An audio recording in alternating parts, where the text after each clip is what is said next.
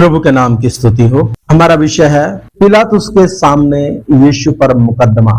यहूदियों की सभा में, यहूदियों के सन्मुख यीशु पर क्या आरोप है? ईश निंदा का आरोप है, क्योंकि इसने कहा है कि इस मंदिर को ढा दो, मैं से 3 दिन में फिर खड़ा कर दूंगा। यीशु ने असलियत में अपनी देह के विषय में कहा था, लेकिन इन्होंने उसको ठीक से नहीं समझे और ना समझने के कारण उसको बोला कि इसने परमेश्वर के विरोध में क्या की है। ये अपने आप को परमेश्वर का पुत्र कहता है, ये भी परमेश्वर के विरोध में एक निंदा मानी गई है।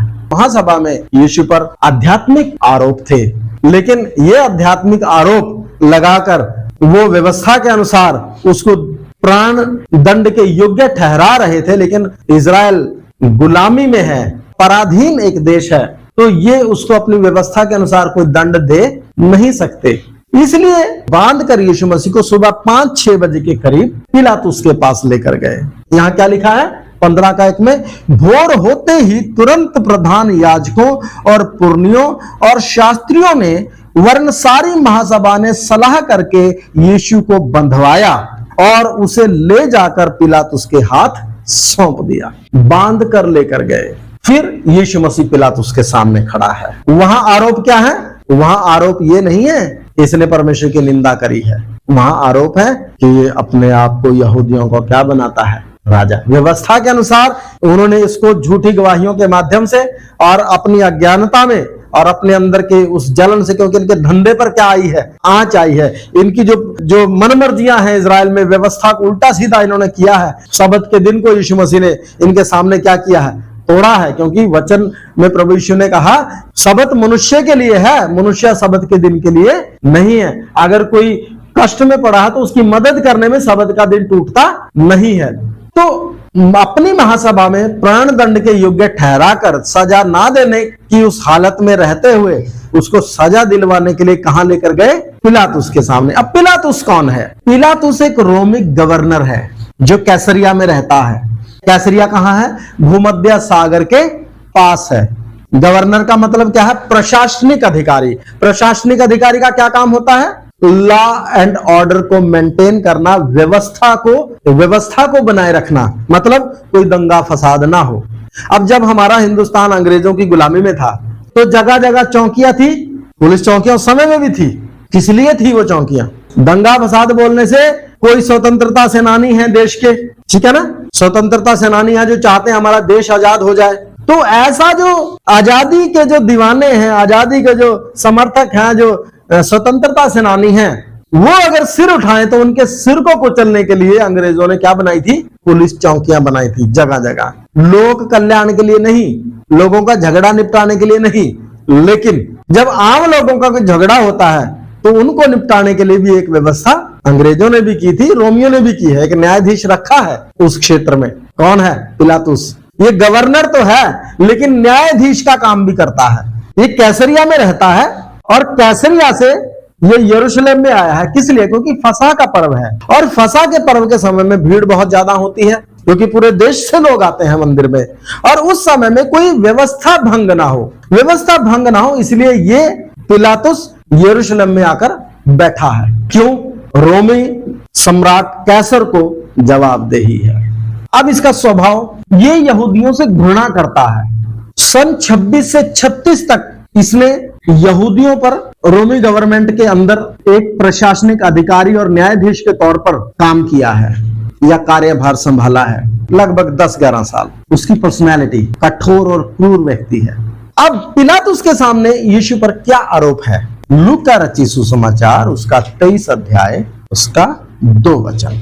वे यह कहकर उस पर दोष लगाने लगे, हमने इसे लोगों को बहकाते और कैसर को कर देने से मना करते और अपने आप को मसीह राजा कहते हुए सुना है। देखिए, जब इन्होंने कैसर को कर देने के विषय में बात की तो यीशु मसीह ने क्या जवाब दिया था? जो कैसर का है वो कैसर को दो और जो परमेश्वर का है वो किसको दो? परमेश्वर को दो। लेकिन इन्होंने झूठ बोला। क्या?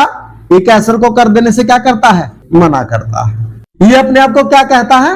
राजा। यीशु ने कभी कहा, बल्कि लोग उसको राजा बनाने पर तुले थे और यीशु मसीह पहाड़ पर चढ़ जाता था। उसने अपने आप को जिस संदर्भ में यीशु पर दोष लगाया जा रहा है, उस संदर्भ में अपने आप को राजा बनाने के लिए कभी भी प्रयास नहीं किया। हाँ, वो राजा है और राज्य करेगा भी, लेकिन कब? आने वाले समय। यूहन्ना रचित सुसमाचार 18 अध्याय उसका 33 से 38 तक मैं पढ़ूंगा, लेकिन इस आयत को पढ़ाने से पहले मैं मतलब आपको थोड़ा बता देता हूं कि यहूदियों का राजा कहने का मतलब क्या है।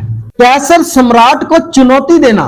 इजराइल के अंदर क्रूस का जो दंड है वो किसको दिया जाता है? जो राजद्रोह करता है, जो क्या करता है? रोमी गवर्नमेंट को चुनौती देता है। और इसने चुनौती नहीं दी, ये इनके आरोपों के अनुसार अपने आप को राजा ठहरा रहा है, सीधी चुनौती है। तो यहां वचन क्या कहता है, उसका मतलब क्या है? राजद्रोह, सीधा कैसर को चुनौती। और इसका मतलब क्या है? मृत्यु दंड। कितनी चालाकी से फरीसी शास्त्री यीशु के ऊपर आरोप लगा रहे हैं। क्यों? अपनी व्यवस्था के अनुसार। यूहन्ना रचित सुसमाचार 18 का 31। पिलातुस ने उनसे कहा, तुम ही इसे ले जाकर अपनी व्यवस्था के अनुसार उसका न्याय करो। यहूदियों ने उससे कहा, हमें अधिकार नहीं कि किसी का प्राण लें। व्यवस्था के अनुसार यहूदी या फरीसी क्या नहीं कर सकते? महायाजक यीशु को मार नहीं सकते, इसलिए वो पिलातुस के पास लाए और राजद्रोह का आरोप लगाया। राजद्रोह का मतलब क्या है? क्रूस की मौत। क्यों देती है एक राजद्रोही को रोमियो की जो गवर्नमेंट है, रोमी एम्पायर है? उसका कारण क्या है? वो एक सांकेतिक भाषा है कि मैं अपनी गलती को मानता हूं, स्वीकार करता हूं कि मैंने राजद्रोह किया है, और अपनी गलती को मानते हुए अपना क्रूस खुद उठाकर ले जाता है और मैं अब जीने के योग्य नहीं हूं। ऐसी एक धारणा है, ताकि लोगों के अंदर, देखिए कोई भी डिक्टेटरशिप है वो कैसे चलती है, तानाशाही कैसे चलती है? बहुत ज्यादा क्रूर वो व्यक्ति होगा तभी तानाशाह होकर वो सत्ता चला सकता है, अन्यथा नहीं हो पाएगा। मतलब तानाशाही ऐसे चलती नहीं तो कोई भी आकर क्या कर देगा? उसको मारकर खुद बैठ जाएगा। तो एक ऐसा डर का माहौल वो बना के रखता है कि कोई उसकी तरफ आंख उठाकर भी देखे तो वो उसी समय क्या कर लेगा? तू भी जा। यूहन्ना उसका 18 अध्याय उसका 33 से। तब पिलातुस फिर किले के भीतर गया और यीशु को बुलाकर उससे पूछा, क्या तू यहूदियों का राजा है? यीशु ने उसे उत्तर दिया, क्या तू यह बात अपनी ओर से कहता है या दूसरों ने मेरे विषय में तुझसे यह कहा है? पिलातुस ने उत्तर दिया, क्या मैं यहूदी हूँ? तेरी ही जाति और प्रधान याजकों ने तुझे मेरे हाथ सौंपा है। तूने क्या किया है? यीशु ने उत्तर दिया, मेरा राज्य इस संसार का नहीं। यदि मेरा राज्य संसार का होता तो मेरे सेवक लड़ते और मैं यहूदियों के हाथ सौंपा ना जाता, परंतु मेरा राज्य यहाँ का नहीं। पिलातुस ने उससे कहा, तो क्या तू राजा है? यीशु ने उत्तर दिया, तू कहता है कि मैं राजा हूं। मैंने इसलिए जन्म लिया और इसलिए संसार में आया कि सत्य की गवाही दूं। जो कोई सत्य का है वह मेरा शब्द सुनता है। पिलातुस ने उससे कहा, सत्य क्या है? जब पिलातुस के सामने यहूदियों ने यीशु मसीह पर आरोप लगाया कि अपने आप को राजा बताता है, कैसर को कर देने से मना करता है, तब उसको, क्योंकि न्यायाधीश है, इन्वेस्टिगेशन करेगा, तब यीशु से पूछने लगा, क्या तू राजा है? तो मरकुस में तो लिखा है तूने आप कह दिया, ठीक है ना। लेकिन यहाँ पर प्रभु का वचन कहता है कि मेरा राज्य, प्रभु यीशु ने कहा, इस संसार का नहीं। मेरा राज्य अगर इस संसार का होता तो मेरे सेवक लड़ते और मैं यहूदियों के हाथ सौंपा ना जाता। तो कोई भी गवर्नर इतनी जल्दी से कैसे मान लेगा? तो सामने वाले को देखते ही पता चल जाता है, आपका प्रोफेशन के हिसाब से आपकी सोच भी बन जाती है। तो ये एक न्यायी है, एक जज है, तो ये देख लेते हैं अपराधी है या नहीं है, बॉडी लैंग्वेज से क्या लग जाता है, पता लग जाता है। तो ये समझ गया कि बात ये नहीं है, बात कुछ और है, ये तो कोई धर्म का विषय है, धर्म का मामला है। तब क्या बोलता है 18 का 31, पिलातुस ने उनसे कहा, तुम ही इसे ले जाकर अपनी व्यवस्था के अनुसार उसका न्याय करो। यहूदियों ने उससे कहा कि हमें अधिकार नहीं कि किसी का प्राण लें। तो कहीं ना कहीं वो जांच गया, मत्ती में आए वापस, मत्ती उसका 27 अध्याय। यीशु ने जब इस तरह का उत्तर दिया, मत्ती 27 का 18, क्योंकि वह जानता था कि उन्होंने उसे डाह से पकड़वाया है। यीशु को उसकी स्टेटमेंट्स को सुनकर वो क्या कर चुका है, इस बात का अनुमान लगा चुका है कि इन्होंने इसको डाह से पकड़वाया है। 19 में लिखा है, मत्ती 27 का 19, जब वह न्याय की गद्दी पर बैठा हुआ था तो उसकी पत्नी ने उसे कहला भेजा, तू उस धर्मी के मामले में हाथ ना डालना, क्योंकि मैंने आज स्वप्न में उसके कारण बहुत दुख उठाया है। तो एक तो उसने खुद जांच लिया, पीछे से पत्नी की तरफ से भी संदेश उसको मिल गया। नंबर 3, यहूदियों से ये घृणा करता है, ये जानता है कि यहूदियों ने इसको फंसाया है। यहूदियों की उस चालाकी का ये खुद भी समर्थन करता नहीं है, ये खुद भी इसको कंडेम करना चाहता है कि तुम चालाकी से, उसको लगा कि ये इसको फंसाकर मुझे भी बेवकूफ बना रहे हैं ताकि मैं क्या करूं, इसको प्राण दंड दूं। पिलातुस उस बात को समझ गया। 3 बातें उसने खुद यीशु को जांचा, पत्नी की तरफ से वो चीज आ गई, तीसरा वो यहूदियों से घृणा करने वाला एक व्यक्ति है, रोमी गवर्नर है। अब उसने देखा कि ये मुझे भी क्या कर रहे हैं, मुझे भी मिसगाइड करके यीशु को प्राण दंड दिलवाकर मरवाना चाहते हैं, इनकी जलन और ईर्ष्या है ये, और कुछ नहीं है, वो समझ गया। लेकिन वो एक जगह गलती कर गया। जब यीशु चुप था तब यीशु मसीह से और वो रिप्लाई चाहता था। यीशु ने अपने विषय में कोई दलील नहीं दी, थोड़ा सा बोला, चुप कर गया, उसके बाद बोला ही नहीं यीशु मसीह। और उसके ना बोलने के कारण पिलातुस हैरान था और उसने यहां तक उसको कहा, क्या तू नहीं जानता कि मुझे तुझे छोड़ देने का क्या है अधिकार है? तो प्रभु ने बोला कि यदि तुझे स्वर्ग से ना दिया जाता तो तेरा मुझे हक कोई अधिकार नहीं। क्योंकि यीशु ने सलीब पर जाना था और वो तय था, इसलिए यीशु मसीह अपने विषय में कोई दलील नहीं दी। निर्दोष होने के बावजूद वो दलील दे सकता था, अधिकारी उसके पक्ष में था, जज उसके पक्ष में था, वो दलील मांग रहा था कि वो उसको छोड़ सके कैसे ही। लेकिन यीशु मसीह दलील ना देकर चुप कर गया। पिलातुस को आश्चर्य हुआ। तब उसने एक और कोशिश करी।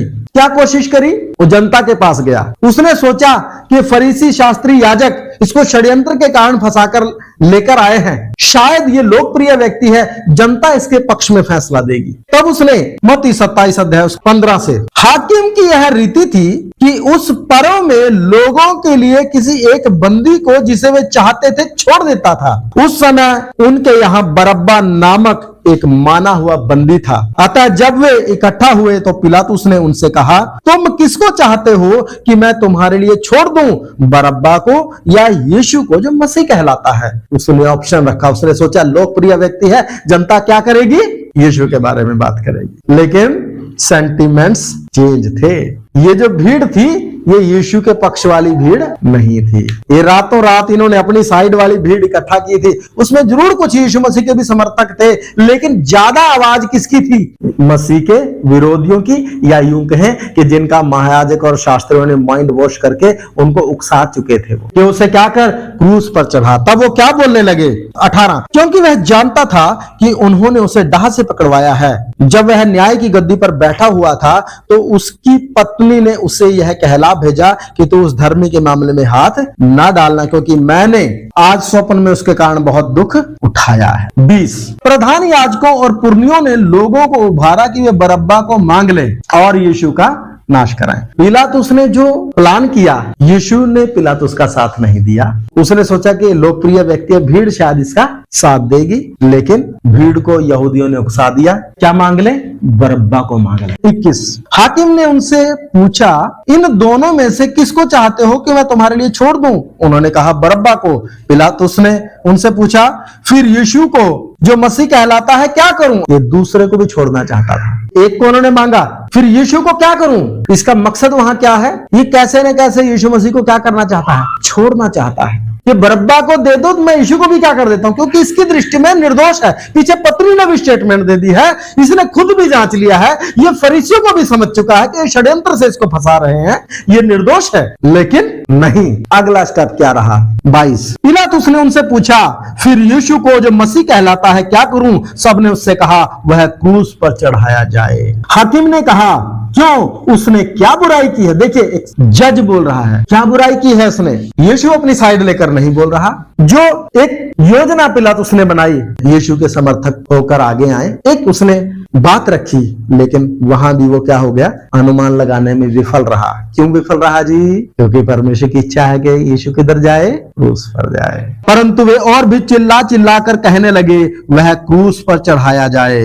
जब पिलातुस ने देखा कि कुछ नहीं बन पड़ता, ध्यान दीजिए, पूरी कोशिश किसने की? पिलातुस ने। जब उसने देखा कि कुछ नहीं बनता परंतु इसके विपरीत हुल्लड़ बढ़ता जाता है, तो उसने पानी लेकर भीड़ के सामने अपने हाथ धोए और कहा, मैं इस धर्मी के लहू से निर्दोष हूं, तुम ही जानो। उसको पता था ये क्या हो रहा है। अक्सर कोई जज ऐसे नहीं करता।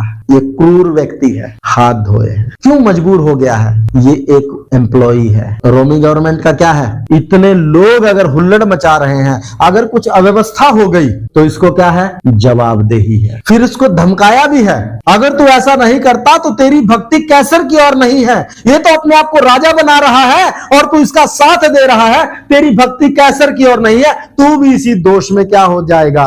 शामिल हो जाएगा। धमका दिया, पब्लिक ने धमका दिया। किसको? पिलातुस। पिलातुस क्यों विवश हुआ? यीशु को क्रूस पर चढ़ाने के लिए नहीं चढ़ाना चाहता था। पढ़ेंगे यूहन्ना 19:12 से। इस पर पिलातुस ने उसे छोड़ देना चाहा, परंतु यहूदियों ने चिल्ला चिल्ला कर कहा, यदि तू इसको छोड़ देगा तो तेरी भक्ति कैसर की ओर नहीं, और जो कोई अपने आप को राजा बनाता है वह कैसर का सामना करता है। ये बातें सुनकर पिलातुस यीशु को बाहर लाया और उस जगह एक चबूतरा था जो इब्रानी में गबत्ता कहलाता है, और वहां न्याय आसन पर बैठा। यह फसह की तैयारी का दिन था और 6 घंटे के लगभग था। तब उसने यहूदियों से कहा, देखो तुम्हारा राजा। परंतु वे चिल्लाए, ले जा, ले जा, उसे क्रूस पर चढ़ा। पिलातुस ने उनसे कहा, क्या मैं तुम्हारे राजा को क्रूस पर चढ़ाऊं? प्रधान याजकों ने उत्तर दिया, कैसर को छोड़ हमारा और कोई राजा नहीं। तब उसने उसे उनके हाथ सौंप दिया ताकि क्रूस पर चढ़ाया जाए। पिलातुस को मजबूर कर दिया और भीड़ के सामने उसकी जिम्मेदारी थी व्यवस्था को बनाए रखना। अगर भीड़ उग्र हो गई और ये आरोप उस पर भी आ गया कि जो अपने आप को यहूदियों का राजा कहता है वो पिलातुस का सामना करता है और पिलातुस उसको साथ दे रहा है, तो उस पर भी क्या आ गया? दोषारोपण आ गया। तो एक डर उसके अंदर आ गया, इसलिए उसने अपने हाथ धोए। रोमी जानो, मैं इसके खून से क्या हूं? निर्दोष हूं। तो विवश होकर पिलातुस ने क्या किया? यीशु को क्रूस पर चढ़ाने के लिए आज्ञा दी। मरकुस 15:13 से। वे फिर चिल्लाए, उसे क्रूस पर चढ़ा दे। पिलातुस ने उनसे कहा, क्यों? इसने क्या बुराई की है? परंतु वे और भी चिल्लाए, उसे क्रूस पर चढ़ा दे। तब पिलातुस ने भीड़ को प्रसन्न करने की इच्छा से, यहाँ प्रसन्न करने का मतलब क्या है? ताकि ये शांत बने रहे, उनको खुश करने के लिए, प्लीज करने के लिए नहीं। यहाँ क्या है? ताकि ये बलवा ना करें, व्यवस्था को ना बिगाड़े, वो शांत रहें। तब पिलातुस ने भीड़ को प्रसन्न करने की इच्छा से बरअब्बा को उनके लिए छोड़ दिया और यीशु को कोड़े लगवाकर सौंप दिया कि क्रूस पर चढ़ाया जाए। चाहता तो गतसमनी बाग में इनकार कर सकता था, लेकिन क्या बोला? हे पिता, मेरी नहीं तेरी इच्छा। पिलातुस छोड़ना चाहता था, कोई प्रत्युत्तर नहीं दिया। हम बिना गलती किए मार खा लेंगे। चाहता इनकार कर देता, अपनी दलील भी देता कि मैं निर्दोष हूं, मुझे झूठा पकड़वाया गया है, छूट जाता। हमसे प्रेम करने के कारण वो सलीब पर अपने अंतःकरण में हमें स्मरण करता है, अपने सर्वज्ञान में हमें देखता है। मारने वालों के लिए भी उसके हृदय में नफरत नहीं, प्रेम है। बोलता है, हे पिता, इन्हें क्षमा कर, ये नहीं जानते कि क्या करते हैं। ऐसे प्रेमी परमेश्वर के पास जब हम आए, क्यों ना हम उससे वैसा ही प्रेम करें जैसा उसने हमसे किया। नहीं तो हमारा प्रेम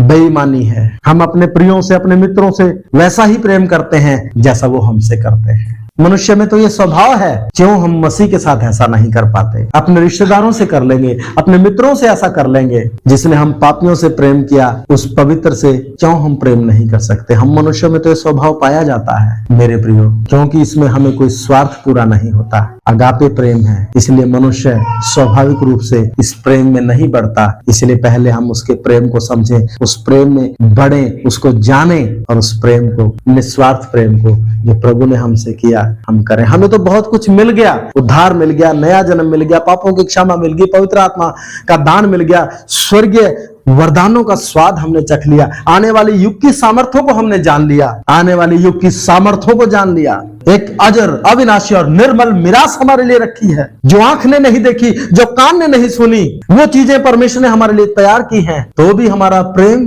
अपने लिए है, अपने संसार में प्रियों के लिए है। यीशु के लिए वैसा प्रेम क्यों नहीं? क्या पिता ने हमारे लिए कुछ रख छोड़ा? क्या यीशु के प्रेम में कोई कमी है? इसलिए वचन कहता है, जब तक अपने आप से घृणा ना करे, मेरा चेला नहीं हो सकता। हमारा स्वयं के प्रति जो प्रेम है, ये एक बड़ी रुकावट है। हमें इससे आगे बढ़कर आत्मिक परिपक्वता में, समर्पण की गहराई में बढ़ना है। अपने जीवन को वैसा सौंपना है जैसा सौंपना चाहिए। प्रार्थना करें। प्यारे प्रभु, इन वचनों के लिए धन्यवाद। उसी प्रेम में बढ़ने के लिए हमारी सहायता कर जिसमें हमें बढ़ना चाहिए, ताकि उस स्वर्गीय आनंद को अनुभव से जान सके, उस स्वर्गीय प्रेम को अनुभव से जान सके। सहायता करें पिता, यीशु मसीह के नाम में, आमीन।